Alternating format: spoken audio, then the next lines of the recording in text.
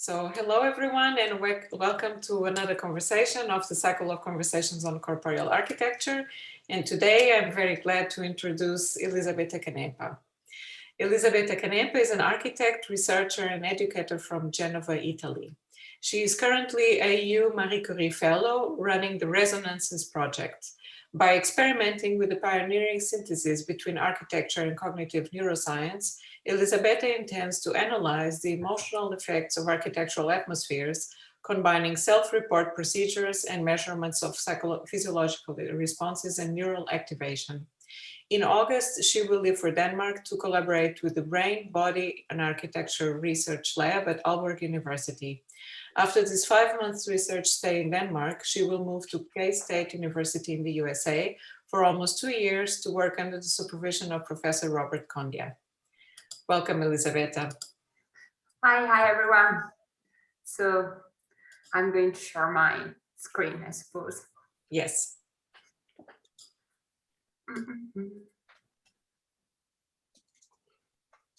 Okay. Can you see the pin cover? Yes. Okay. Let's start. So thank you very much, Maria, for this kind invitation, and thank you everyone to be connected today. As my usual little preamble, I would like to apologize immediately for my ability to communicate in English. Unfortunately, I confirm the stereotype of the Italian who speaks English not very well, but be patient, I will do my best, so I promise. What I am going to be presenting today is some work that has been in progress for a few years. This short talk will detail, in fact, some reflections from my PhD project. Basically focused on the exploration of the blurry dimension of architectural atmospheres. This scientific research path provided an original opportunity to test an interdisciplinary approach aimed at integrating artistic and theoretical considerations about architectonic space with quantitative and reproducible methods, purposely designed to assess the real emotional responses of subject to spatial conditions. My objective was to analyze atmospheric dynamics with two interrelated disciplines, so architecture and neuroscience, cognitive neuroscience. More recently, these two disciplines, as you well know, also thanks to this cycle of conversations organized by your professor, are starting to interact, both in the combination of the theories and through experimental-based investigations. But first, I would like to involve you in a very easy exercise, a short homework. I will show you an image, I suppose very simple, and I will ask you everyone to explain, to describe this image in a brief and easy way. 1 or 2 sentences are enough. And if the chat is working, when your turn is over, please write your answer in the chat box below, just to take a note. So is it clear enough? Yes, I think so. Okay, let's go. Maria, would you like to break the ice and make a start? Okay, let's do it. So just what do you see in the next image? I see kind of mysterious corridor, which doesn't lead to anywhere, but has the possibilities of making right turns at the so for the right size. So three options, or maybe 4. Here in the beginning, there's also another option, and so it seems to be connected to an outside space. So the light guides me into this thinking, and there seems to be also something happening in the upper level, maybe a staircase with some openings. Yeah, and it's a concrete, something like a concrete building. I can see through the texture in the floor and also on the left wall. I can also see that there's differences in textures, that the floor and the left side have more grainy texture than the top and the right side, and also than this wall at the end of the corridor, so to say. Thanks, Maria. I can see in the window David, I don't know which is the correct pronunciation. I can see, I think we are looking up in the picture. I think on the bottom and on the left side there's walls, and we're looking at a roof. And on the left side, those might be balconies or something where the light is coming in. I think that's what we're looking at. And I agree that it looks like concrete, the walls. Okay, thanks so much. And Mario, can you help us to describe this image, please? I can see, I also can see a corridor, but with a big difference between shadow and light. Like that is the main focus that I'm seeing in the picture right now. The difference between the bright patches in the picture and the dark ones. Okay, thanks. And Anna, which is your favorite detail or details?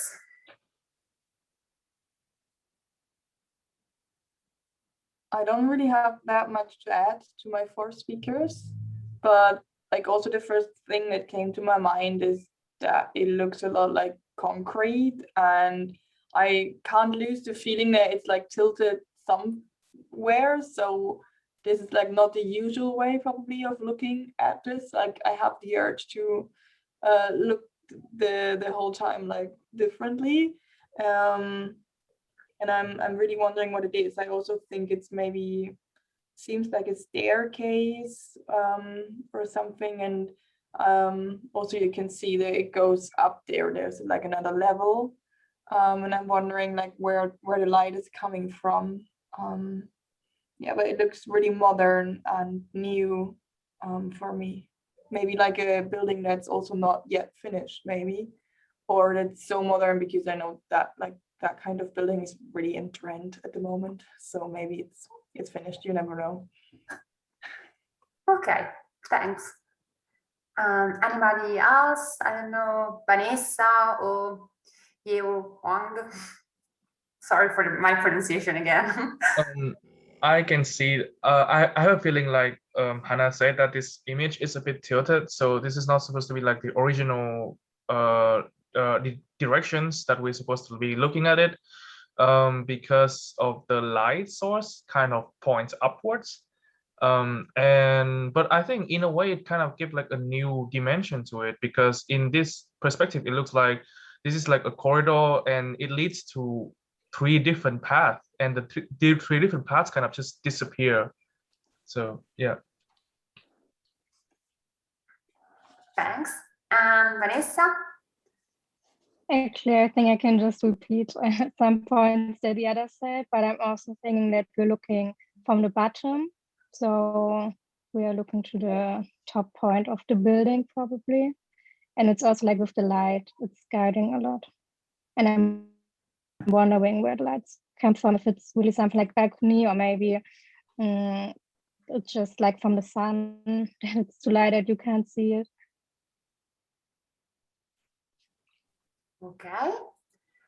Maybe Jessica, would you like to add something, some details, or I don't know, some other descriptions? Oh, no, I'm just a bit late, sorry, but thank you so much. Okay. So I think that we can, I have a second question that I want to ask you guys. So this question is, I want to ask you if you can describe the atmosphere of the room shown in the next image. So what atmosphere do you feel when you are watching and experiencing this image? You can answer by just suggesting 3 or 4 adjectives, for example. So I hope that everything is clear. So do you understand the meaning of the concept of spatial atmosphere? I think. Elisabetta, maybe if you could perhaps say one word. Okay, one word. So Maria, would you like to help us? Yeah, the image is the same, I know. Okay. Intriguing. Okay. It's an intriguing and at the same time inviting, because I want to see where this light is coming from. Oh, sorry, there is a problem with my. I should say only one word. Okay. Yeah. Then I think intriguing is my concept word. Sorry, there is a problem with my PDF. Try again. Da, da, da.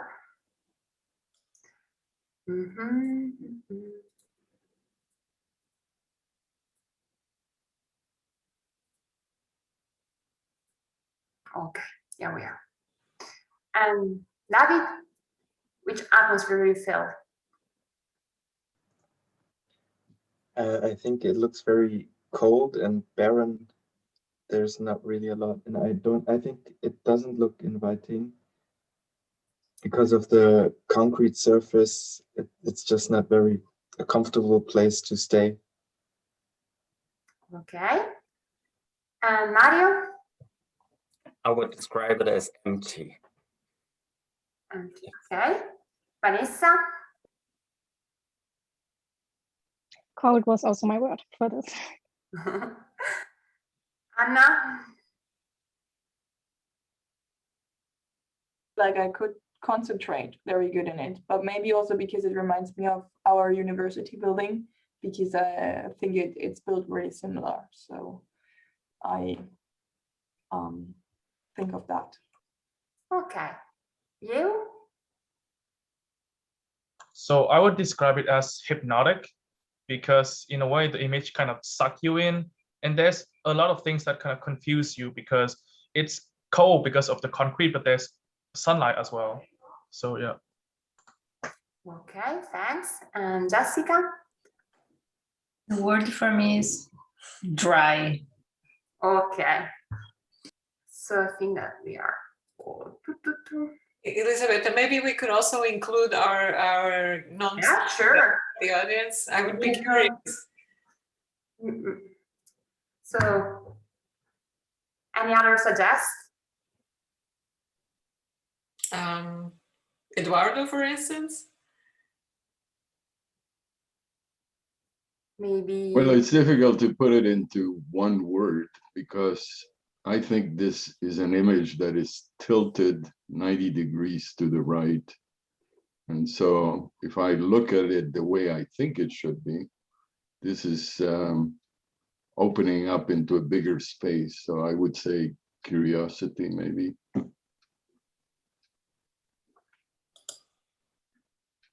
Okay. I don't know if Milton would like to add some other adjectives. Well, I'm with Eduardo on this because I feel it is confusing. Okay. I also agree it feels like it needs to be rotated, that it's an ambiguous image in this orientation. So for me, confusing. Okay. Confusing. So, okay, I will participate. I just want to say that I feel it is a little bit of vertigo. okay. And for me, it generates vertigo since this is an image that is tilted, or you're looking forward. There's some kind of empty or voids in between the light. So if I would need to walk through this hole that is concrete pavement, and if I had to go look down, there's no protection. So I will feel like I might get a little bit of vertigo. And this is Eve, and I'm intrigued that you said that, because my first impression was, oh, this is the interior colonnade in the Salk Institute, because as you walk through, you have light, dark, created by the colonnade. I don't see it as tilted because I think we've got a well, I first interpreted an HVAC system running along the upper right. But what really intrigues me about the statement of vertigo is that these stripes are exactly what we use to induce a sense of vertigo. And I think intrigue is my comment. Okay, thanks so much, Yuri. My very basic comment is that it's very interesting that some of you described the image both the two times using emotive adjectives in addition to illustrate object features, that is physical and geometrical properties such as materials, colors, proportions, dimensions, and so on. So what I want to demonstrate is that space as a powerful affective content which can influence our emotional and bodily states. So through this very simple collective exercise, I wanted to drive you into an atmospheric phenomenography process, explaining that in addition to the elements of architecture, an architectural project is fundamentally atmospheric substance. By elements of architecture, I mean those components that possess an high degree of constancy of use and meaning within the history of architecture. So they are the fundamentals of our buildings used by any architect anywhere, anytime, such as the ceiling, the door, the fireplace, the wall, the balcony, the elevator, the escalator, roof, windows, stairs, and so on. So these elements establish the material, concrete, and solid boundaries of the physical space. We can see these elements, we can touch these elements, we can measure and quantify these elements. And finally, we have, as architects, as designers, as engineers, a long tradition of designing them. But architecture is not simply a box made by a number of walls, by a ceiling, by a floor, by a door, by one or more windows.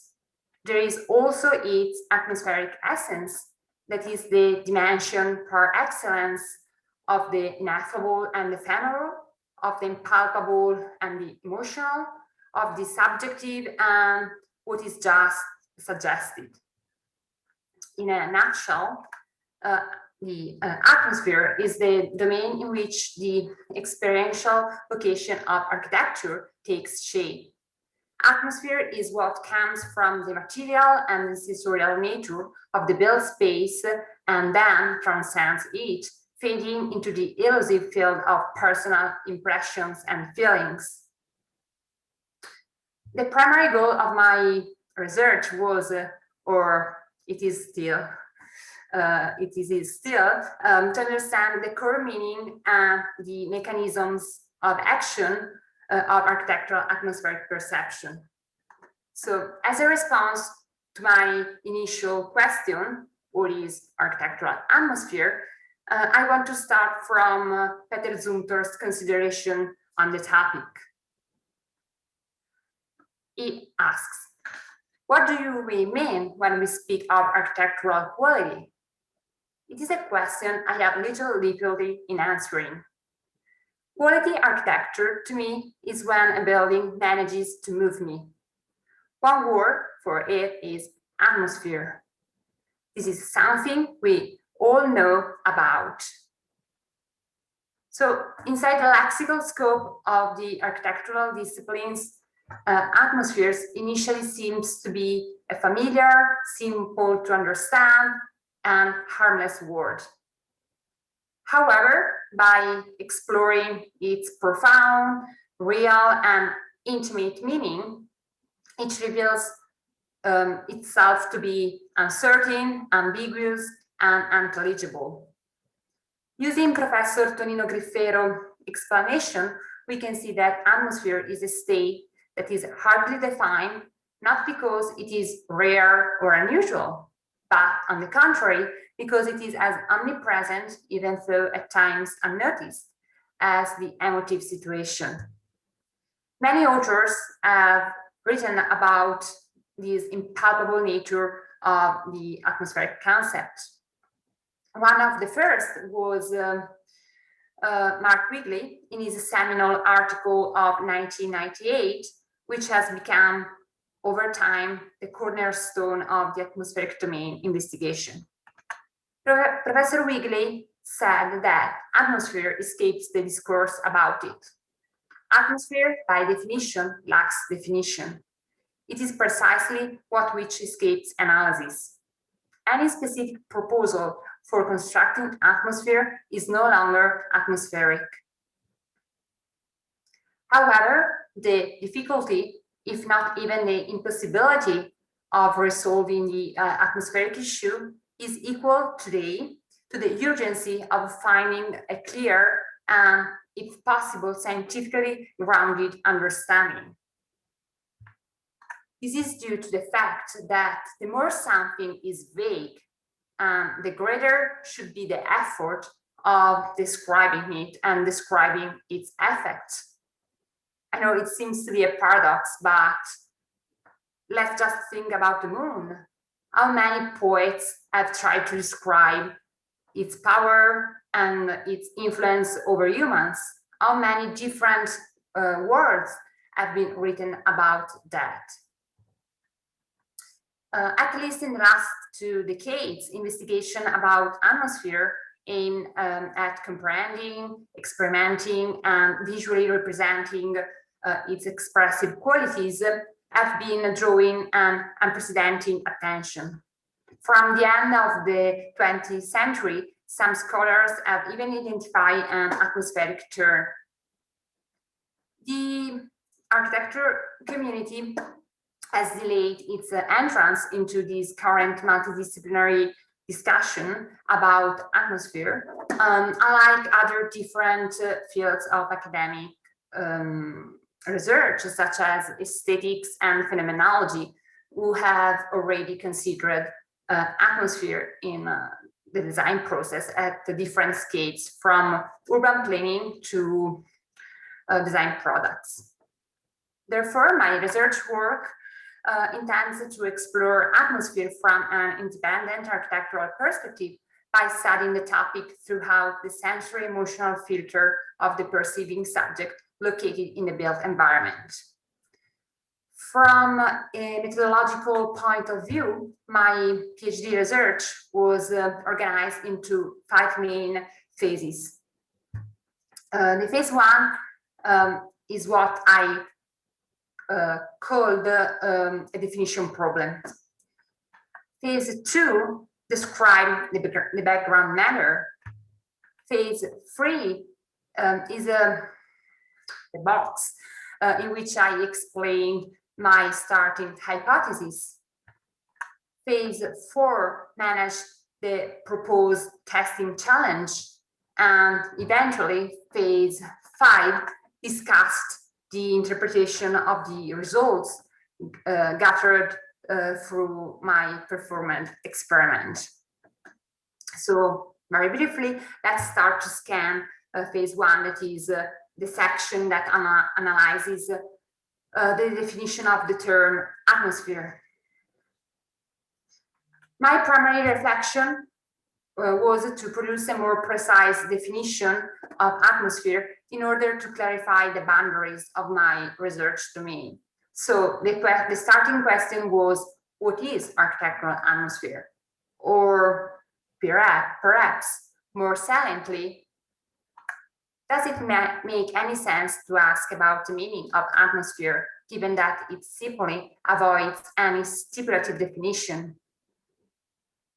The belief in a positive response to these questions encouraged me to go beyond the identification of a simple definition, searching as a paradox for an objective and scientific definition.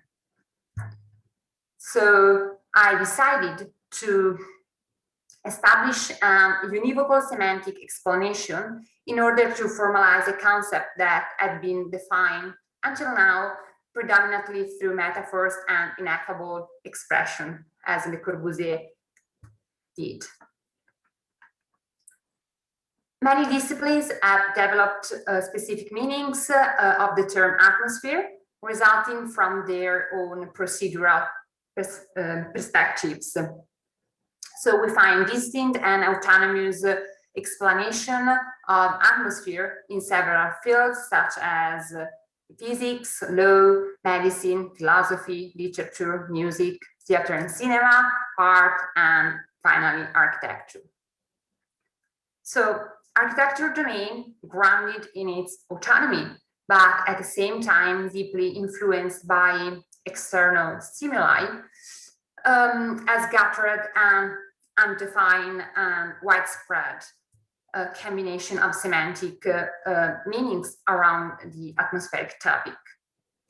I don't know if there is anyone that would like to suggest one. I don't know if Maria would like to try and suggest a possible definition of atmosphere in architecture. Maybe your suggestion is in my map. Oh, this is a big responsibility.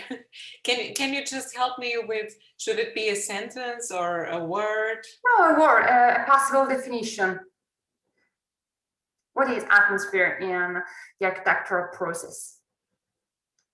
It's a very common word. We use it very often in our practice or research. Also, IKEA uses this term in every page of its catalog. I would say that it's the quality that a space or a place has to arrest our attention, to make us feel present and stay there and pay attention to it. Okay. Anybody else? I use 3 years for finding a definition, so I know that it is not so easy and immediate. Okay. In my opinion, I suppose that there is a big incoherent network of interpretations where we can recognize a wide spectrum of expressive variations, some more accepted and employed than others. In summary, my idea is that the totality of definitions about architectural atmosphere includes at least 11 categories of sense. So the first is atmosphere as an environmental control condition. 2, atmosphere can be meteorological staging. 3, atmosphere as an aesthetical decorative quality. 4, atmosphere as the innate and distinctive identity of the place. Atmosphere as the collective imaginary. Atmosphere as a metaphor. Atmosphere as the constitutive character of a place. Atmosphere as the aura. Atmosphere as a collector of memories. Atmosphere as a perspective experience, and then atmosphere as a mood, that is the emotional tonality radiated by the surroundings and attuned to the temporary state of mind or feeling of whoever stays in that place. Now we are about to enter in the phase 2. So having analyzed the atmospheric question within the usual disciplinary boundaries of architecture, I had to tackle an important issue. I crossed the disciplinary boundaries and I prepared an appropriate critical and theoretical background that would enable a clear understanding by us, by the architectural community, of neuroscientific aspect within the context of architectural atmosphere. Over the centuries, many disciplines have influenced the interpretation of architecture, opening innovative possibilities of both theoretical and experimental investigation. My decision to collaborate with the neuroscientific community was due to the purpose of observing the architectural experience through new insight, even if preliminary, highly exploratory, or not complete. So neuroscience was my starting speculative premise.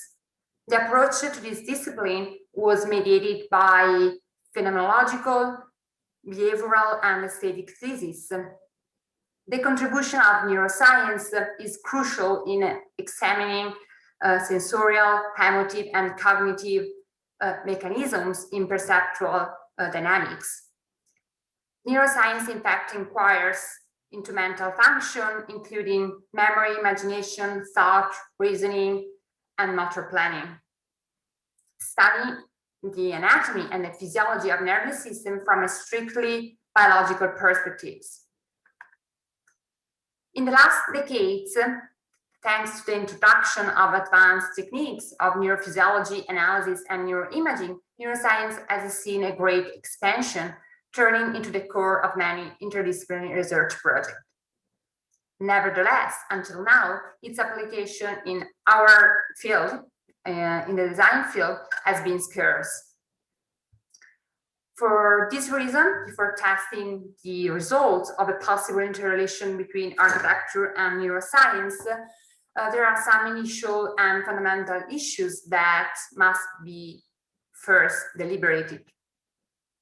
First of all, I wondered why neuroscience might be useful in the practice of architecture. And I wondered how neuroscience might be useful in the practice of architecture. New experimental hypotheses on human experience in the built environment have the potential to provide the design process with a renovated scientific rigor. Currently, highly developed techniques of neurophysiology and neuroimaging are available. Their combination with more familiar procedures for the design activities, such as the virtual reality simulation, could foster the evolution of the study of how people perceive, image, and interpret texture, colors, distances, proportions. That is to say, the totality of physical, sensorial, and material properties that define a room or urban landscape. Architecture and neuroscience were separate branches of knowledge until we acquire the awareness that the human brain develops in a continuous condition of adaptation to the variation of our environment. So the involvement of architecture was at that point inevitable. On account of their differences, architects and neuroscientists have to assume complementary roles in this interdisciplinary discussion. On the one hand, the neuroscientific side is encouraged to inform architects about how design choices impact perceptual mechanisms. On the other hand, designers, architects have to formulate appropriate questions to which neuroscientists can apply their powerful analytical instruments. So the architect has to focus and formalize a theory that can be tested by experiment. I think that it is not and should not be the prerogative of neuroscientists to produce architectural theories. They should only be called to provide concepts and methods to architectural community, useful for the integration into new theoretical presupposition on spatial perception. As designer, the most dangerous mistake would be to insist on confirmation from experimental data on that which is a priori assumed. So, creating the proper investigation domain, the proper background in which I contextualize my research project was very important.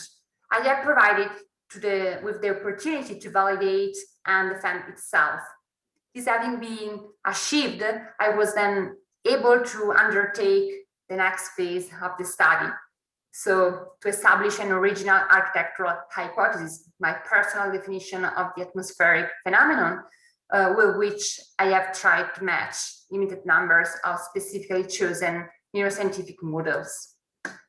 So I was interested in evaluating the existence of a neurobiological basis of atmospheric perception that would underscore the importance of the physiological origin of spatial interactions, conscious of the need of moderating the neuroscientific initiative and relying on exploratory studies, not yet supported by neurophysiological measures. So once the widespread network of interpretation of atmosphere produced by the architectural communities was examined, it was decided for my research project I would work with the category of atmosphere as a perceptive experience. This was my starting hypothesis.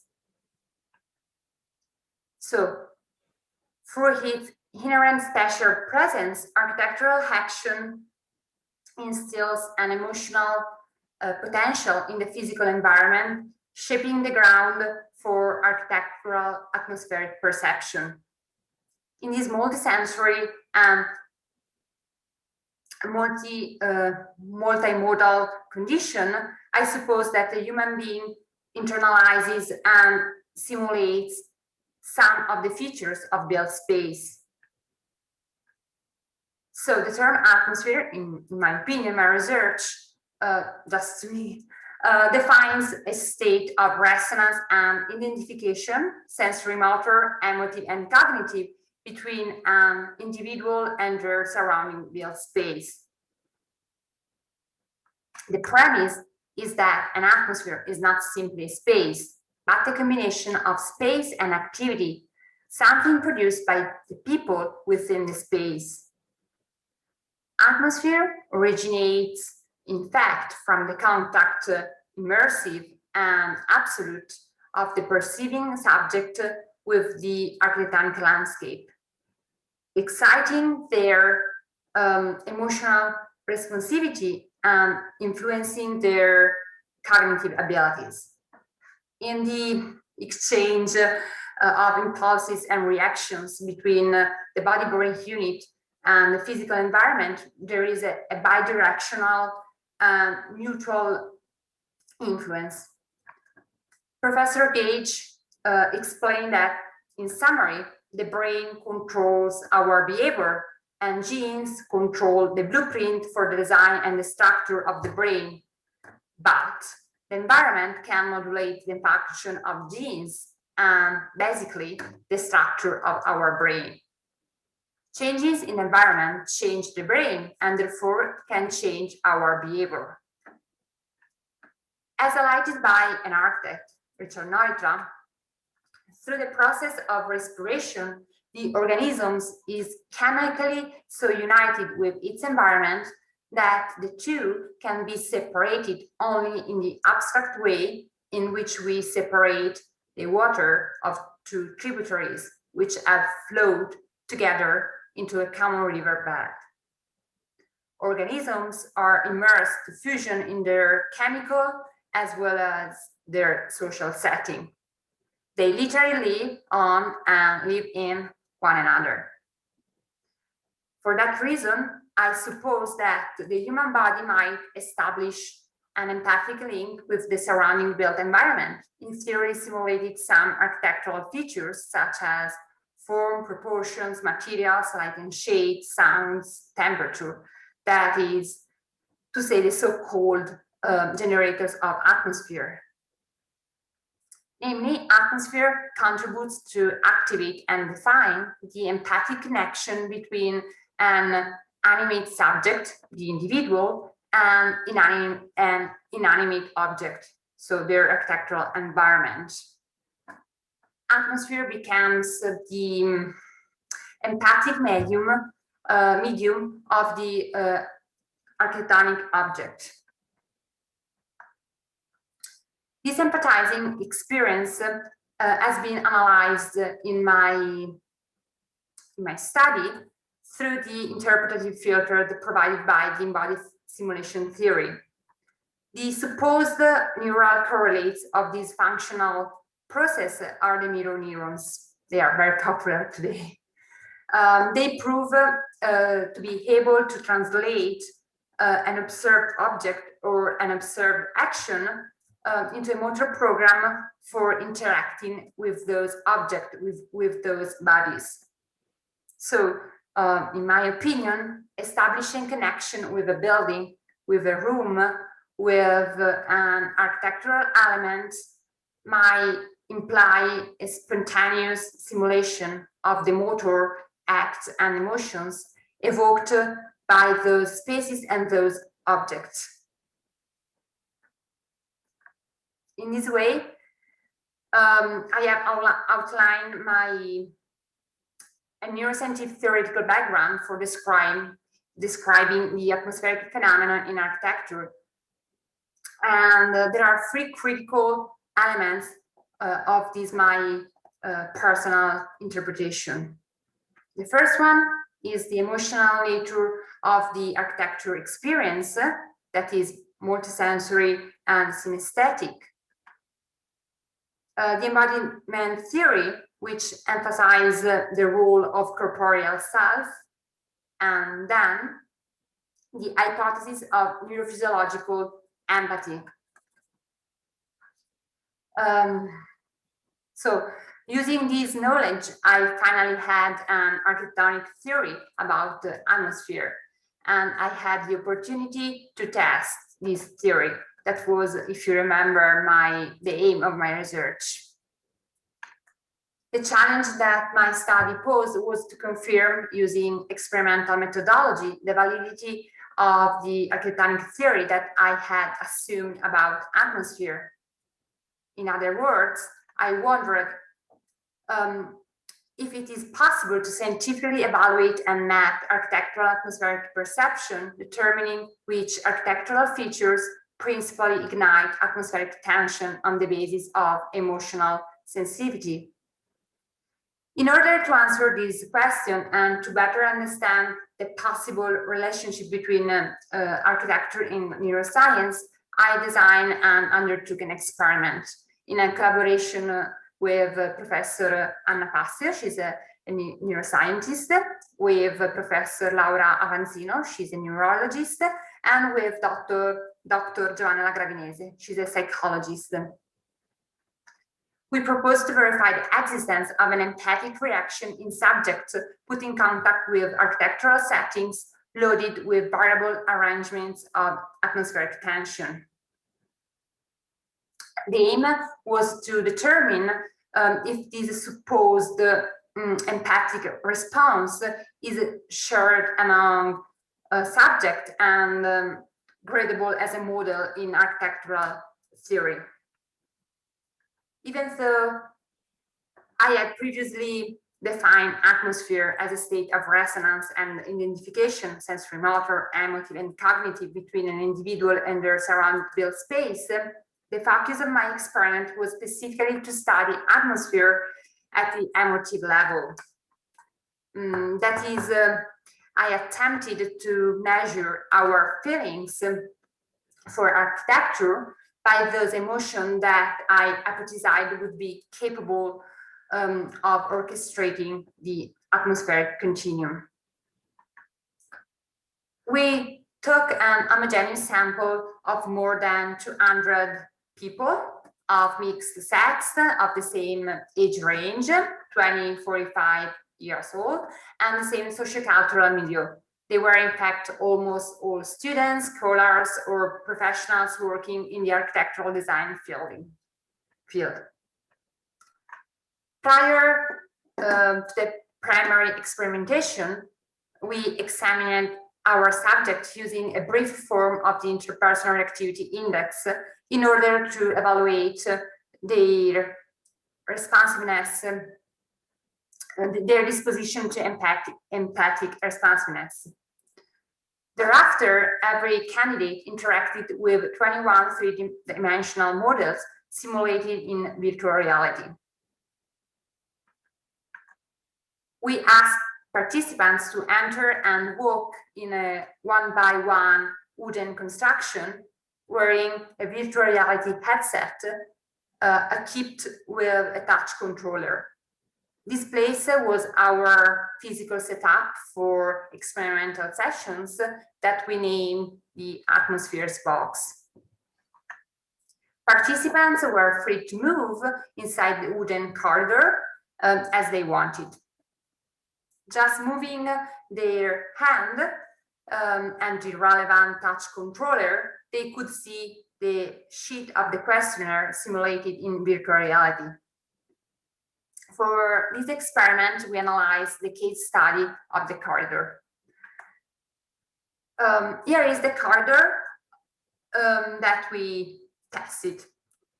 In our experiment, the baseline corridor was typical of a private residential building at 1.2 meters wide and 2.7 meters tall, with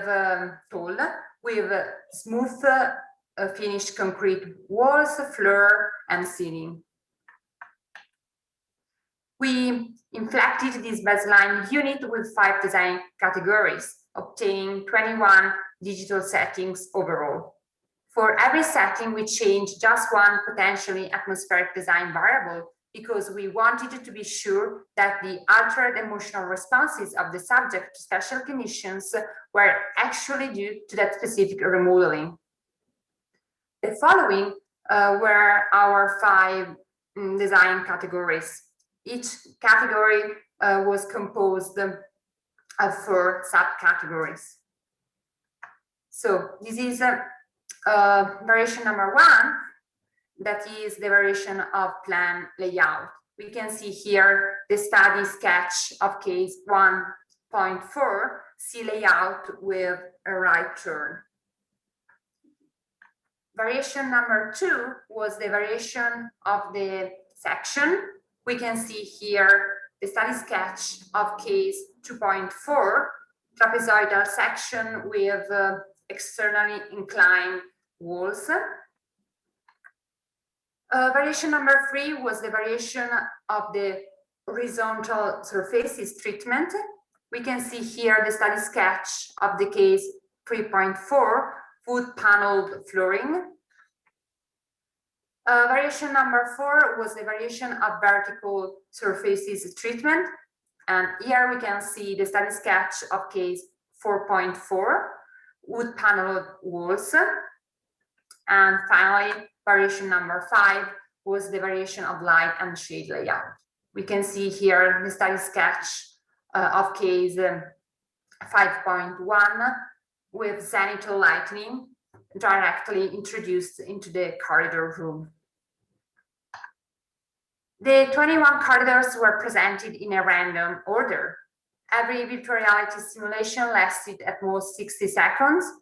Immediately after a virtual immersion into a different corridor was completed, the candidates were instructed to fill out a self-referred questionnaire. The questions rated the subjective measure of the atmospheric emotive component using a visual analog scale based on 2 parameters: the emotional arousal and the hedonic valence elicited by each corridor. The arousal indicator describes the intensity of the felt emotional state. Valence codes events as emotionally positive or emotionally negative. More specifically, in the first part of the questionnaire, we asked the participants how much the corridor aroused them. They could choose a score from 1 barely arousing, to 9, highly arousing. And in the second question, we asked how pleasant or unpleasant the corridor appeared to them. The scoring range was again from 1, extremely unpleasant, to 9, exceptionally pleasant. We considered pleasant something causing a feeling of happiness or pleasure, and a pleasant something ugly. Okay, here is the statistical analysis, but we have, I think, no time to look at the statistical analysis and the relevant results. So let's fast forward to their conclusions and interpretations. There are 3 main results from my experiment. In the case of colored and materially altered settings, we found that there was a direct correlation between the interpersonal activity index scores and the arousal and valence readings of our participants. It seems that there is a clear correspondence between the supposed individual ability to empathize with another person's experience, that is, to sense other people's emotions, and their potential empathic reaction in response to particular configuration of the architectural settings. The more a person is able to empathize with those who are similar to them, the greater capacity it could be they might have for establishing an empathic link with those inanimate objects that normally compose their physical domain of movement and interaction, just if colors and material patterns interfere with the overall architectural arrangement.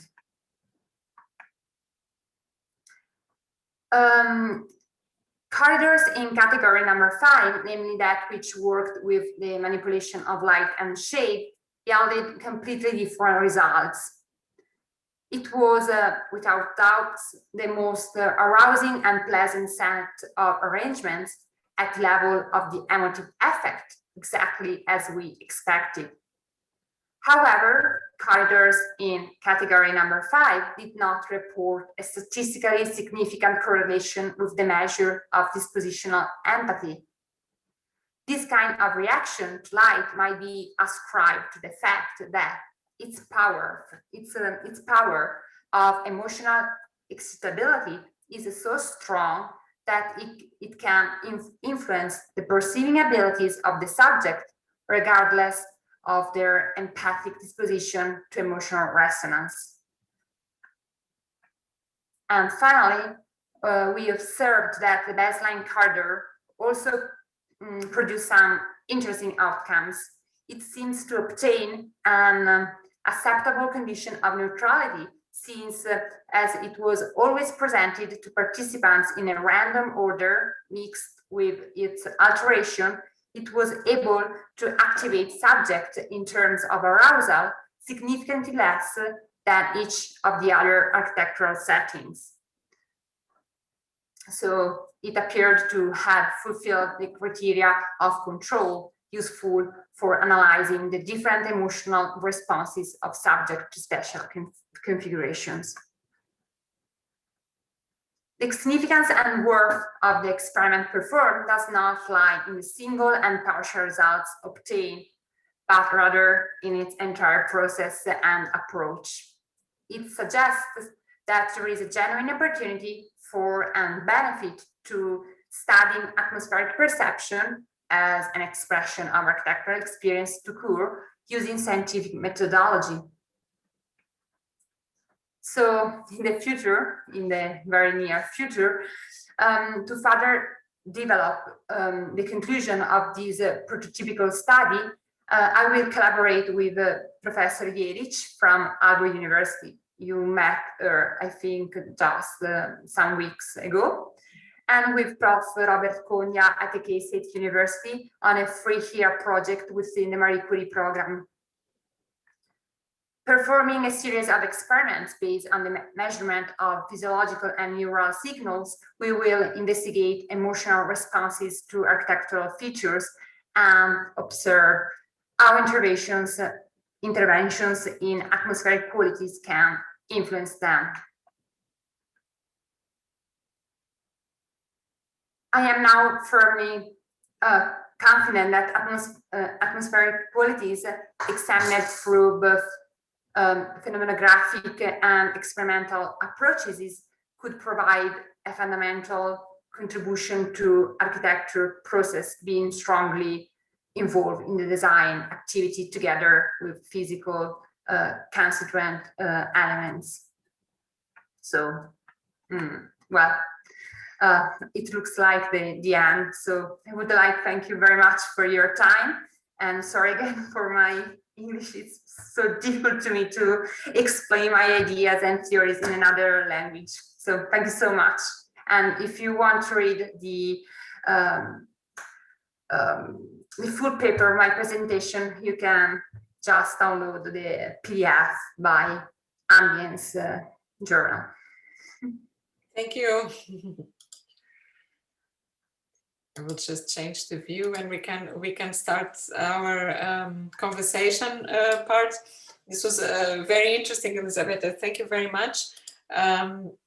I find it especially interesting that you start by explaining how you got interested in this topic of atmospheres, which you also describe as something very elusive and difficult to define. And you also did this experiment with us, or these different experiments with us to get into this, also into this mood of understanding or getting closer to what an atmosphere is, by also somehow trying to describe or to qualify it. This was also a great way to get into the mood of the topic of what you work with, and I found it really intelligent. Also really interesting to see the kind of instruments that you chose to approach this topic from a scientific perspective. Which are all tools that don't rely on technology, right? You only use self-assessment. Yeah, at this moment, yes, because it's really weird, but it took very long to collaborate with the neuroscientific community because, for example, during the first year, we had problems to communicate. When I spoke about atmosphere, thinking about the feelings, the mood, this sense of immersion in the space, my neuroscientific professors thought about gas or pressure. So at the beginning it was very difficult to find a common ground, a common background where we can share our ideas, our tools, our theories or principles. So that's why we started just with self-report questionnaires, because the path is very long, and step by step now with this new program with the Marie Curie Fellowship, we want to let grow my theory. Exactly, to expand your theory, also incorporating tools, machines that can give us some data where we can maybe test a little further your hypothesis. But in any case, the tools you used are already somehow measuring instruments, because you actually collect data from these questionnaires, and you can already make some interesting correlations. For example, some years ago, I also worked with emotional measurement and self-assessment for some experiments. It was for my PhD, but I didn't know that there was an instrument that you can use to measure the empathic disposition that a person can have for interaction, social interaction, or also interaction with the building or with the space. And I find this especially interesting because also for us, for architecture, this is or design in general, this is a wonderful way to think that we can use such tools also to understand how some people might have more disposition to connect in this way to their environment. And it could also be a way to understand why in certain circumstances people might have a disposition to not connect so empathically with their environment, and even have a tendency perhaps to destroy or to vandalize, or depending on the circumstances. Or how does it work if it's also the environment that is somehow inducing less empathic responses? Maybe we could also ask that question, because we normally we are wired to being empathic and responsive to our environment, although we know that there are exceptions. I see that Eve has her arm up, so actually I want to bring her to the conversation now. Eve, go ahead. Thank you very much. And thank you, Elisabetta. It was a wonderful presentation and your English is fabulous. I wish that I had a second language that I could perform as well with. I think your talk has highlighted some very important points. And one is that by collaborating with scientists, both psychological and neuroscientific, however we define those terms, you were able to apply the methodology that is the overarching methodology, which is number one, look for validated methods of testing. As you were mentioning, Maria, these psychological testing instruments have been developed over decades. And there are numerous psychological tests that have been validated through very large sample sizes that are in that literature. And so we don't always have to have a device that measures the brain physiologically if what we want to do is understand the conscious responses. In other words, something that when someone responds to a survey, whatever its nature, then we're tapping into that conscious response. And so there are many, many, many instruments out there that have been developed over many, many, many years. And so by both tapping into that expertise and collaborating with that team and constructing your study in a very careful, controlled way, what happens is you're able to pick out relationships and interrelationships that would be lost unless you had a very huge sample. And so by stepping through the different environments, changing a feature one by one, you can now see some relationships that would be harder to see otherwise. And I so wish you'd been able to show us your data, because I feel that by hosting conversations across the disciplines where we show each other how we think and test and do and design, that's how we all begin to come together and know what we know what we don't know, and find out who to ask for help to advance our questions. So thank you. Thank you so much, Eve. Yeah, the validation question is, I think, the question in this starting try to in combining architecture and neuroscience, because, for example, I have no validated images or methods to use. So we had to invent and step by step try to fix our ideas. Yes, and also discover these things through the process of these questions, of making the question, how can I prove scientifically that something as elusive as atmosphere or emotions can actually be approached in a scientific way? I had the same question when I was doing my PhD. I wanted to do something about embodiment and emotions and this relationship between body and movement and emotion. And I had these two advisors who were both very supportive and encouraging, but who were saying, but how can you prove it?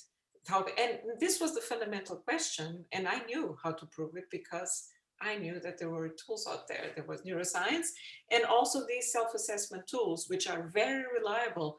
And I also came across with them by looking at experiments which were done to evaluate our emotional connection to virtual environments. And I thought, if we use this to analyze how we feel present or immersed or our valence and arousal and so on in a virtual environment, we can perfectly do this to analyze how we feel in real space. This is really useful. But actually, Elisabetta, I wanted to ask you that maybe we could continue our conversation by taking a look at the slides you had with the data. Oh, okay. Because I think for our students, it would also be really interesting to understand these parameters and how also you classify and organize this information. And maybe while you look for it, I can give Milton also the word because he also has his hands up.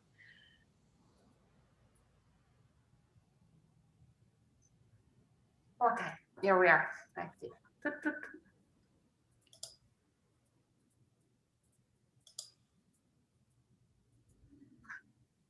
So they are very simple diagrams where we can see it is just a graphical representation of how many answers we gathered with the 5 main categories of corridors. So the first one is just the baseline corridor, and we have the other 5 categories, and we can just to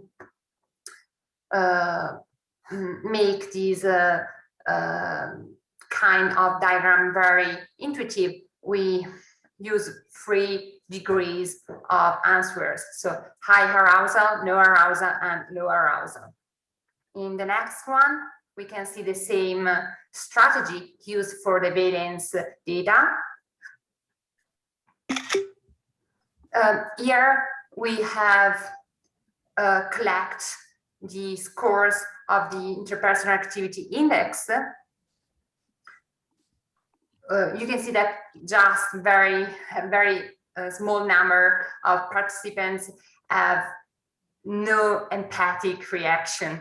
Just here we have no people at the two extreme points of this diagram.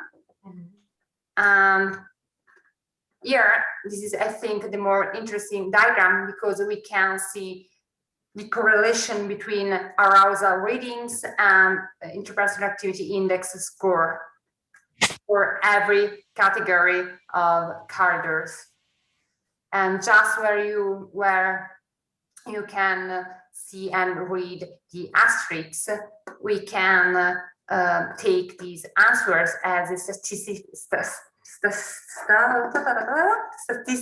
significant. So yes, this BRI scores, these are the ones that are also connected to empathy.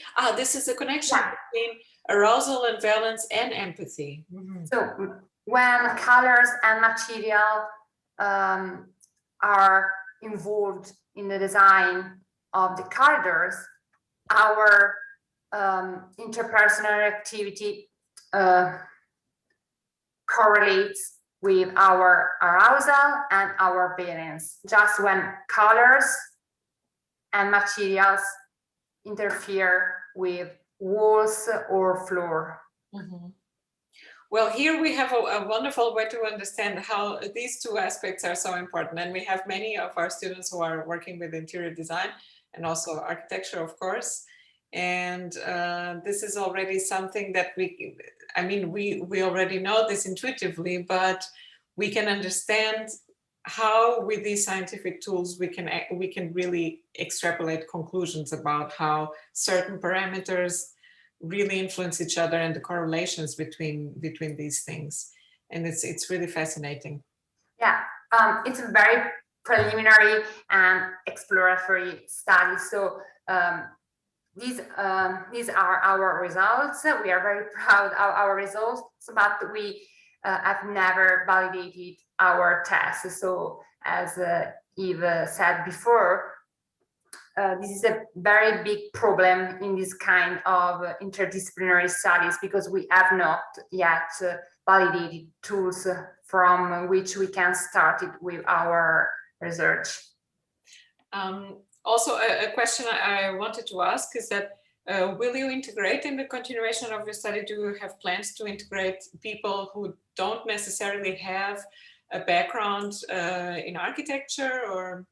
Yeah, it's another very interesting kind of research, because at the beginning we had a more general audience of candidates, but the answers were very, very different from, I don't know if the student was a neuroscientific student, a math student, or a geography student. So we preferred to start with our experiment with just architecture subjects, because culture and experience play a very important role in this kind of answers. Yes, also probably because people who are somehow already more interested or sensitized to the whole subject of architecture and design, we probably already have a tendency for being more concerned with how we feel about the atmosphere. So somehow we are already biased, would be biased subjects. So it would be very interesting to see how less biased subject would respond to such experiments. Yeah, for example, I don't remember which student said before that people does not like concrete. Yeah, it's true, but in the contemporary architecture, we use concrete everywhere. In fact, we have very different answers in the concrete use between architects and no-architecture candidates. Completely different. Mm-hmm. Yes. It's also an interesting aspect, yes. Because it depends also on the concrete, on how the concrete is treated and what is with the concrete. Because if we have this, for example, the building of the Salk, which is a wonderful mix of a very light shaded concrete with a lot of wood under those light conditions. So that experience of concrete is very different than, for example, Robinson Gardens of Alison and Peter Smithson, which were really considered to be heavy, destructive and crushing many souls who happened to live there. So these things always have to put into context. Yeah. And we used the concrete just because we wanted to use something that was not so linked to the memories of candidate. So if we use, I don't know, a corridor with white walls and wooden floor, maybe some candidates could combine the text with their own memories. I'm giving the word now to Milton because he has been waiting now for a long time, and then to Michael, who also wants to make a question. So I thank you for that presentation. It was very helpful to me in the kinds of things that I'm thinking about these days. A couple of points and questions, I guess, is one of them is the word atmosphere is really a beautiful word. At the same time, there's another beautiful word, which is resonance, which is applied a lot to how we connect empathically with music, but I think it also applies to how we connect empathically with architecture. So I want to take a turn in the discussion and use the word intuition, because one of the things that I know as an architect and someone who teaches architects is that we come with a lot of intuitive ideas. I'm not going to call them biases, but they do result in a bias. But they come from something. They're foundational in some way. So I'm curious about intuition and whether you have any comments about that. You know, you're talking a good bit about how neuroscience and architecture are different ways of approaching the same thing. And I applaud you for trying to bridge that gap. It's so important to try to do that. And I think you've really gone after that in a great way. It's very helpful for me to hear it.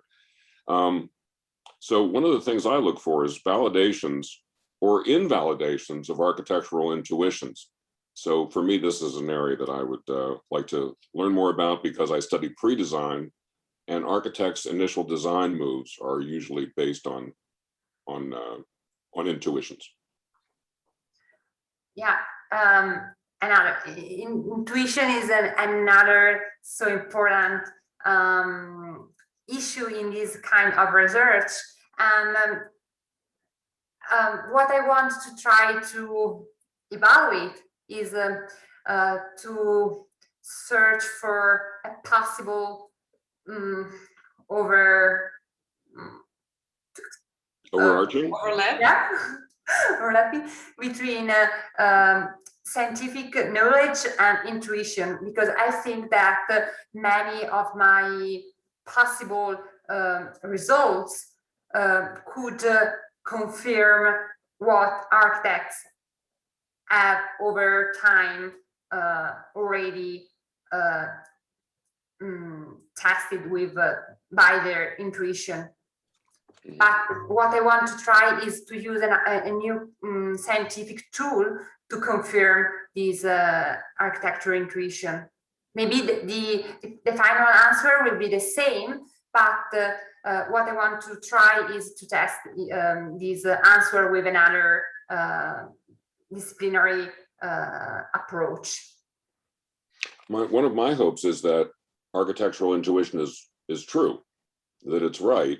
And I may be, there will certainly be cases where it is and it isn't, but I'm hoping it's right, because I would like to encourage the profession to have trust in it and belief in it, and then be open to scientific review and validation or refinement or change.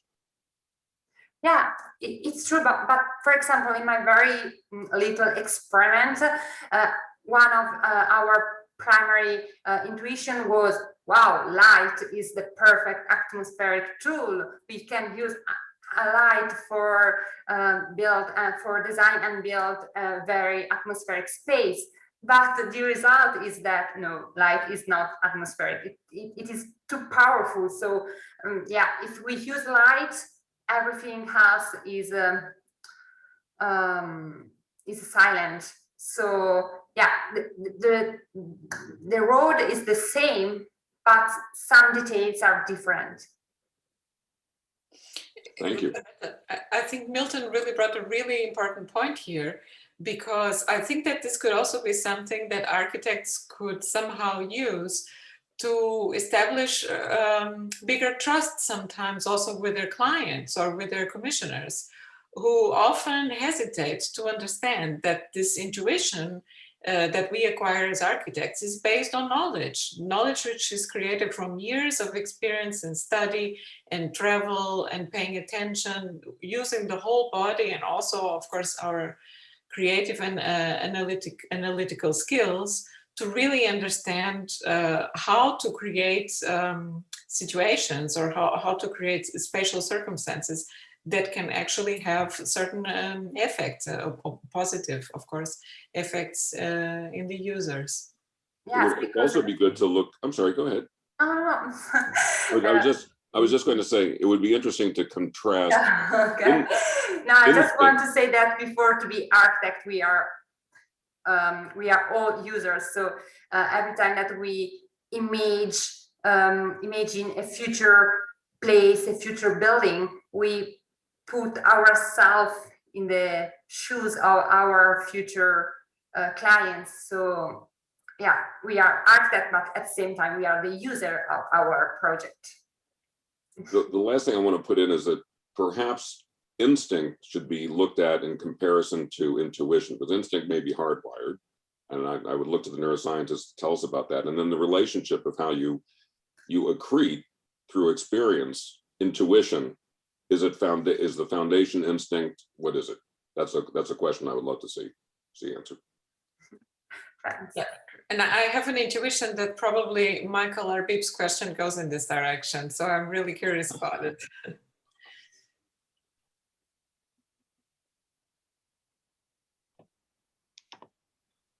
Okay, so I'm not going to touch all of that, but I think let's just work back to the last two questions before I get to my real question. So I think Maria was wanting clients to accept the judgment of architects. Elisabetta wanted to put ourselves in the shoes of the users. And I think the compromise is there has to be a conversation. It's not just the client says, I know what I want. And you say, well, I'll build you exactly what you want. Or conversely, the architect says, well, I'm the expert, so screw you. This is the house you want. I think Frank Lloyd Wright was that. Apparently, he once built a house where he insisted there be a grand piano in the living room, even though nobody played the grand piano in the family because he felt that was what they needed in their house. Anyway, okay, so, but I want to go back, given this framework from the last question, I want to go back to the previous question before I get to my question, which is where you were talking about, Elisabetta, you started with subjects who weren't architects, and you found that their responses were so different from the architects that you decided to focus on the architects. But that simply, I think, makes the point that we've just discussed, namely that the architect has to acquire empathy with diverse users. That's part of the skill. And so your intuition is not so much, my intuition is a priori what my user wants. The intuition is in part, how do I sensitively interact? So I think what's very pretty about, if you'll forgive the word, what's very nice about what that part of the conversation said is that here's a role for empathy, right? The architect needs to develop empathy with the user to be able to effectively create an atmosphere that will be appropriate to that user as distinct from the preconceptions. Now we get from my positive part to my negative concern is I just don't believe that the way you've used empathy in analyzing your data is always justified. So for example, if I look at a tall building, am I really feeling empathy in the sense of treating it as another person? Or is it that I have learned that mountains are awesome and that therefore height can impact me? In other words, the source of our emotions, to my mind, is in some sense diverse. And that when you try to link atmosphere very much to empathy, I think this is overly restrictive. Now, in your last conclusion, I think you did say, here is a place where I don't think empathy is involved. But we can't resolve this in the few minutes we have here, but I would like this to be one of our parts of continuing discussion. After this, whatever of course, I want to hear your response now, but in future, and I'm very excited to know that you'll be with the group in Alberg and then with Bob in Kansas, because I think this will allow a very fruitful development of what you've shown us as an exciting beginning today. So thank you very much.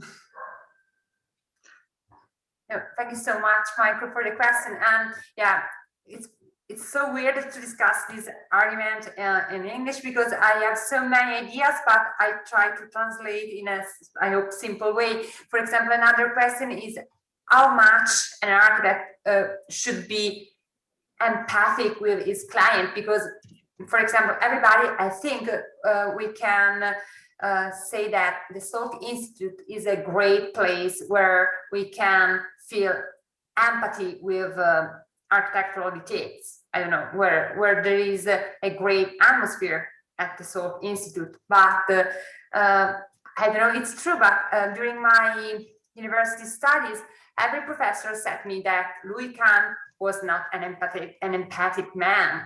He hates other people. So, okay, we have a no-empathic man, but his building is one of the more empathic buildings in the world. So yeah, it's a very weird topic.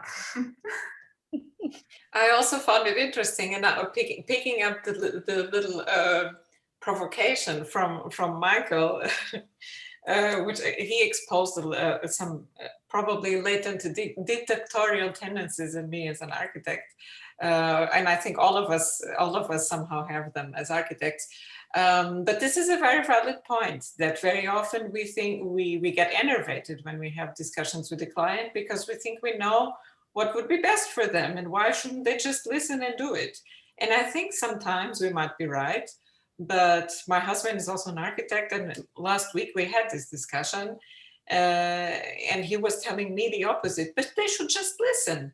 And I was saying, but you know, they are paying for it, so actually we have to listen to them. It's their good right to say, maybe I find that this doesn't serve me. So it is really important, as Michael was saying, to be able to have these conversations and to be able to listen. But I also remember a few bits of text and quotes by Peter Zumthor, especially apropos the terme in Vals, where he describes that the terme were designed exactly with the intention to move the user through space in very specific ways. So in some ways, this is also, one could say, this very top-down approach to design a space with the intention that this user is going to move and behave in a very specific way, because this is how I want the user to experience this space. So there is always, I think we really need to find a balance in understanding in how far we can actually really do this, because we also know that many architecture designs or even city planning projects, for example, Brazilian, were designed with very specific intentions on how they would be used, how they would be experienced. And sometimes they worked for some time, and at a certain point, not so really, because people appropriate them in whatever way they want. And this Maria, is Maria, could I just jump in here? Sure. Because you're picking up on my side comment, not on the real question to Elisabetta, which I really want to hear the answer to, is to what extent empathy is the right way to describe atmosphere. In other words, it's not the empathy of the architect for the client, it's the extent to which you experience the building as, in some sense, enough like a person that your empathy for other people can create your emotional reaction to the building. And I'm just claiming that I think there are many ways in which we can experience emotion that are not based on our empathy, our sharing or understanding of the emotional state of the other. I don't think if a building makes me feel, wow, this is awesome, I don't have any empathy for the building feeling awe. It is qualities of the building that elicit a feeling of awe, but they're not part of a theory of empathy. They're a part of a theory, to me, of emotional arousal. And I really want to hear how Elisabetta feels going forward, whether she thinks she will qualify her enthusiasm for empathy, or whether I've got it all wrong and she can convince me that this is not the way to go. I think that these threads are connected, but Elisabetta, go ahead. So what I think is that I can say, wow, this building made me feel, I don't know, in an incredible way, not just because I think that that building makes me feeling, but because I feel it in my body. There is something that changes, I don't know, my temperature, my heart rate, something happens in my body, in my emotions, in my corporeal emotions, not just in my thoughts. But here is where I have a little bit difficulties, because I think that it might be difficult to extrapolate more general conclusions, because this is where atmosphere is also a very fortunate concept, because there's a lot of subjectivity involved. It really depends on each person, and also it depends on the moment, because the same person can experience the same building or the same space very differently depending to personal circumstances. I even read in one of your papers when I was preparing for our talk, there was a very interesting quote that said, the example that a wonderful day might make my experience of sadness greater. If I have some internal turmoil. So these things are always depending on the circumstances and also, of course, on the effective experience of the user. And atmosphere changes continuously. So yeah, it's very, very, very, very difficult to understand what is atmosphere and to describe it. So this is why I have chosen the paradoxical way to find an unequivocal definition. But yeah, there are a lot of times that I'm not feel so strong and to continue to this way.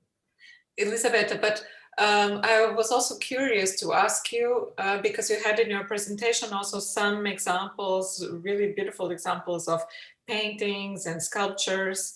And I think that probably you chose them also because of this topic of empathy. So I wanted to ask you if this was also, if you came across, for example, the German theories of empathy. And for example, Harry Mulgrave has written a lot about these theories. So this was also inspiring your work. Yeah. There is a very long framework of references in the German aesthetical and phenomenological tradition, as well in the French phenomenological tradition. Yeah, the framework is very, very wide, and the origin is over there. I think this breadth of philosophies is parallel to the breadth of ways in which we should seek to measure. And I take Michael's point. I think it's a very good one, that it's a good starting point, and it's a good example of how to build a methodology across disciplines, and then to also understand that we're talking about something with great complexity and variability in the humans themselves, based on their experience, culture, and learning, let alone their physiological or psychological state at the moment of the test. And so we have to be comfortable with variability in the responses. So we get different responses from architects or architecture students. They've been through a learning process to see architecture differently and to think about it differently, and to interact in virtual reality simulations of architecture differently than other people might. But to be comfortable that we begin at one point, we control our study as best we can, and then we explore the results to see if there is a better or different way to go when we explore some of these very complex questions. So I think this relationship, is it empathy that's happening, or is the feeling that you feel in your body something that could be measured by measuring your body? So that sense of awe, if you feel it there, then why not measure it there? But I wanted to also make a second point, is that when I spoke to Tom Albright, who's one of the ANFA board members and founders, and we were talking about the Salk Institute, and he said, it's very interesting, and this was some time ago, he might have different stats now, but it was an informal opinion. He said 50% of the people who come here hate the building, and 50% love it. And there are some people he watches walking into work every day, and they take a certain path and savor it. And there are others who don't. And my first experience at the Salk was to meet a neuroscientist that I had worked with years ago. And I hadn't yet started studying architecture.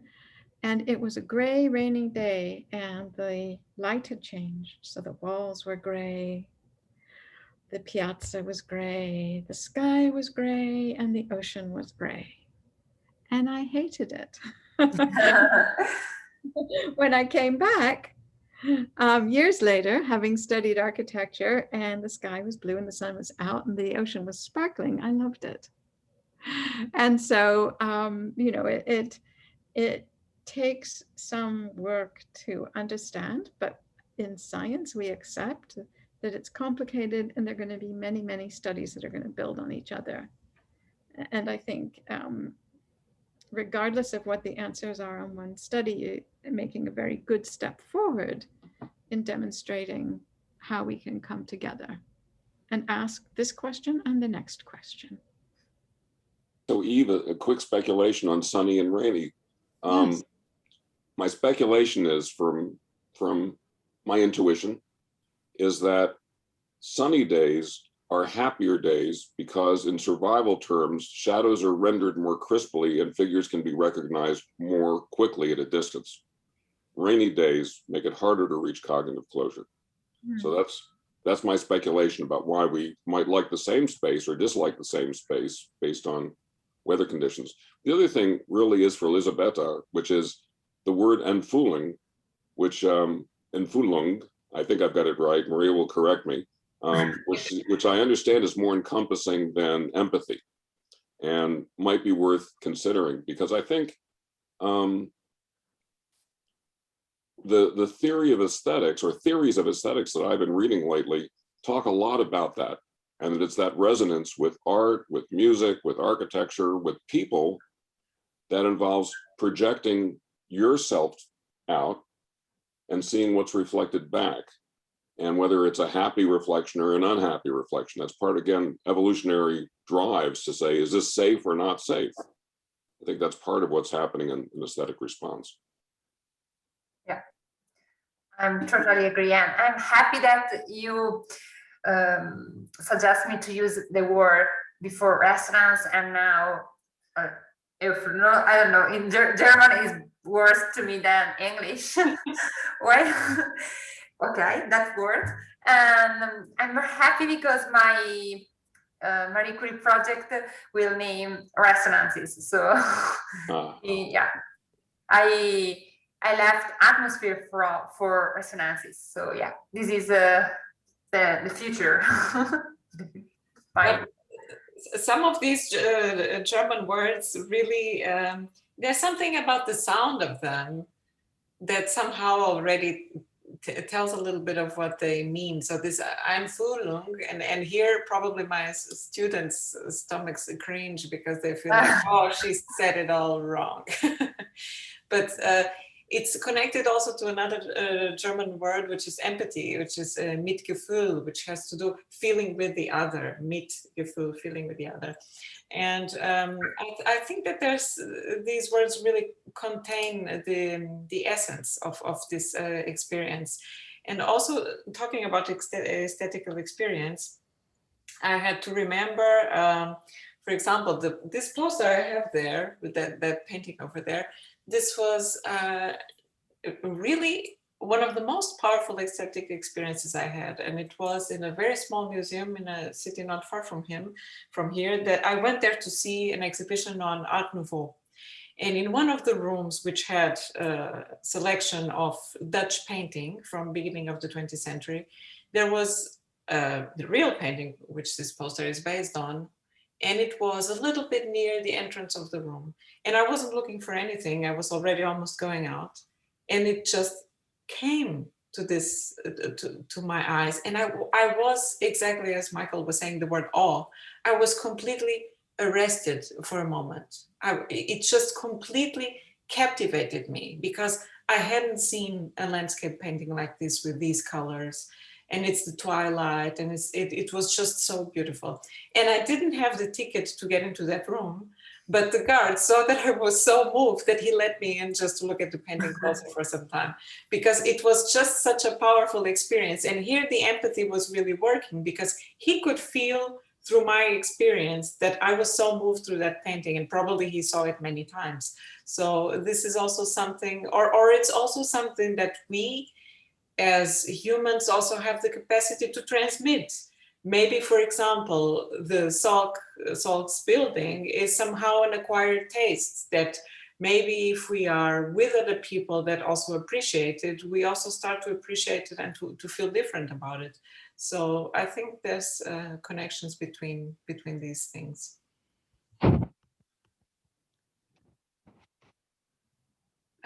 Milton is asking, what is the other German word related to Mitgefühl? I write here. And now I want to ask our students to join the conversation because they're very quiet.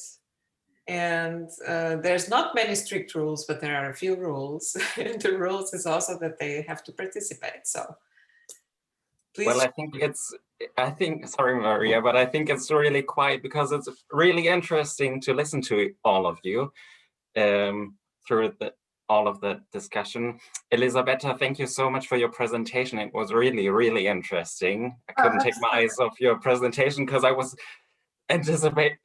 really sitting here on the edge of my seat, just waiting for the results that you came up with and all of that. So thank you very much for that. And also thank you very much to all the other speakers for the discussion, because we talked a lot about what we can measure in architecture when it comes to atmosphere and how architecture makes us feel a certain type of way and stuff like that. And that's been an ongoing discussion for, I think, from the first topic that we had from our first speaker.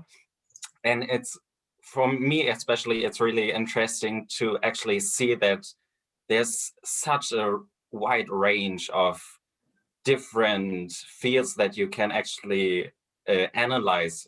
Or as you said, or in your presentation, you had, how many were there? I think 11 different aspects of atmosphere, and you just picked out one of those and pursued that. So it's really interesting for me to hear that there are so many other different variations of that one word that we at our university, at least, don't really get to know about, because in all of our projects, our professors always say that we have to do it a certain way and that maybe there is a right way and there's a wrong way, but they never really discuss the fact that there's a big variation of different topics and different aspects. And they always kind of like just ask us in the end, are you sure you want to do that? Or is there maybe something else you want to do? But they never really kind of like give us a hint that there are different aspects of atmosphere or anything else. So I would like to thank you very much just to the fact that you opened and widened my horizon on that topic. Thank you so much, Mario. Thank you very much. Yes, it really was a wonderful presentation. The content and also the slides and everything, it was an aesthetic experience in itself. Wonderful contribution. I think perhaps Louise would also like to make a comment.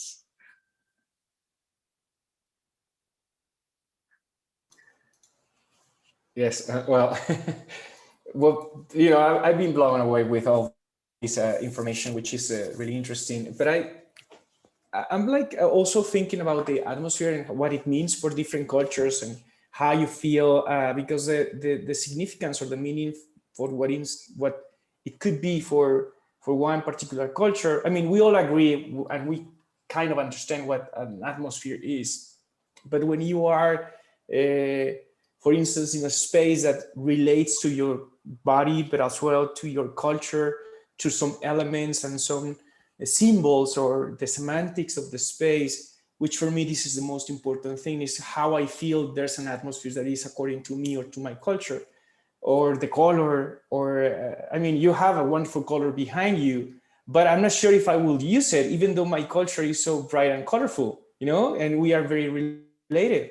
But somehow I believe that in order to understand atmospheres, it has to come a lot of insights on ideologies and values and cultural elements or constructs that creates then what it means for everyone an atmosphere. I also think that as architects, we always try to tell or manifest an atmosphere to our clients, and sometimes clients may not know or may not be in the same energy or vibe, I said, that the architects are, because maybe architects are exploring constantly the creativity of creating something new, and bringing back their own experience to transmit to the client, or to try to understand what the client is saying about their own experience, and then try to create somehow a dialogue between experiences and produce it. I believe architecture is the production of those experiences, the good ones, and try to avoid the bad ones. And somehow when we create something for a client, and this goes related to what you were talking before with on clients, I think that we as architects must be working together with clients and with other architects and with neuroscientists, because at the end what we are recreating is human experience in the most positive way. So if we relate our own fragments of memories or our own fragments of experience and put it together, this is the dialogue that architecture should look forward, or should be looking forward. So at the end, whatever we're doing is related to the well-being, to health, to healthy environments, to a better life. So what is my experience on my better life, or what can I make it better, is when the client calls the architects to create better experiences, is then when you meet to create better experiences and, for instance, better atmospheres, with all these concept that goes around the concept of atmosphere. So yeah, I'm not sure if I was clear, but I was trying to explain or manifest what I believe an atmosphere should be. Yeah. The culture is a crucial point. For example, the first time that I thought about atmosphere, I was in Spain. I was in Granada, where I worked in an architectural studio with a Spanish architect. He's Antonio Jimenez Torresillas. He spoke about atmospheres. For example, we spoke about atmosphere and light. And to me, from an Italian perspective, build with light is using light and putting light inside my environment. But for him, for a Spanish architect, for an Andalusian architect, light is the opposite of the light, because in Andalusia, they work with shadow. They need the shadow. So atmosphere is shadow, not light, as in my case. So culture is a very important variable in this discussion. Can change everything. Yes, definitely. I totally agree. And I think it's the same as we inherit that idea of atmospheres from Spanish, or from Spanish culture, because we also try to make or use of the shadow, since we have so many sunlight in our latitude. Like I'm in Mexico, so I have to work with shadows. I have to shade everything. I cannot have a lot of bright light or bright spaces, otherwise it's very uncomfortable and you feel the heat. So yeah, it is true. Somehow we believe on this ethereal composition of architecture through shadow, and the way you manage light, and the way you avoid a lot of light, and you try to use like lit or small areas, like you see it in the work of Luis Barragan. He always tried to make all the spaces obscure and shaded. And he has a way to analyze lighting, or he had a way to analyze lighting that in a way he closes space completely and he just opened small leads or zenithal light. So he managed to control the light inside. So we don't have a lot of light. And somehow that gives you some kind of a peaceful moment, some kind of a meditative moment.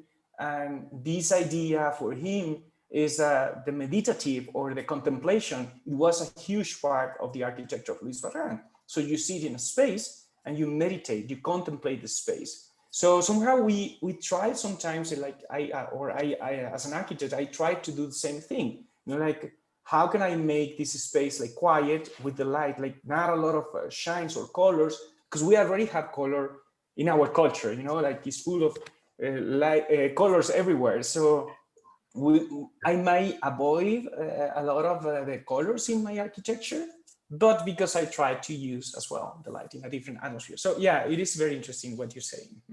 Yeah. So the cloud can be more big if we. And we love cloudy days, actually. Yeah.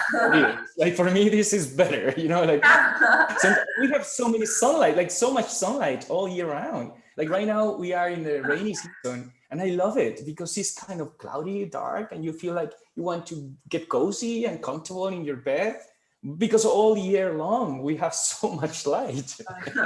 Louise, but I totally feel with you with this because in Portugal we also have these 3 or 4 months long summers which are very, very hot, and there is sometimes over 40 Celsius degrees for many hours during the day, and you have 2 options. Either you go home and you put the blenders down and you rest, or if you have to work, you work also in darkness or air conditioning, or you go to the sea and are constantly in the water. So, and I also remember when I was growing up, and as a child or a teenager, you even feel this experience more because you have less things to do and you really experience the summer fully.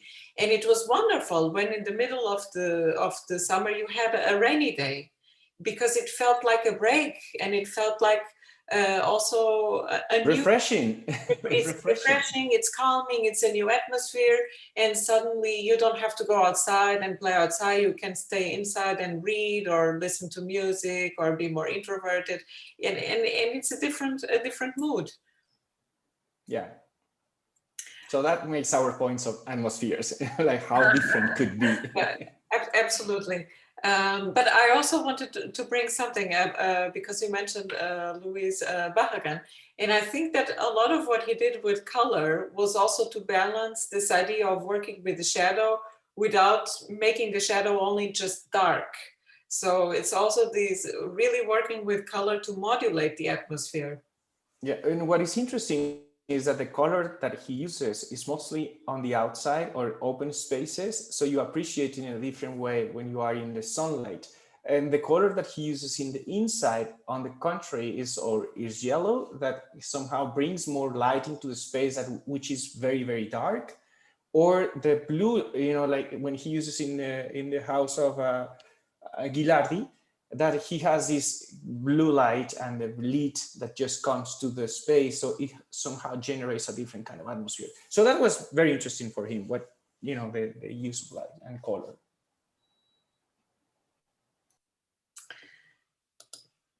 I don't know if there are any more comments or questions. We have also been here already for some time. Elisabetta, would you like to add something to this already wonderful presentation?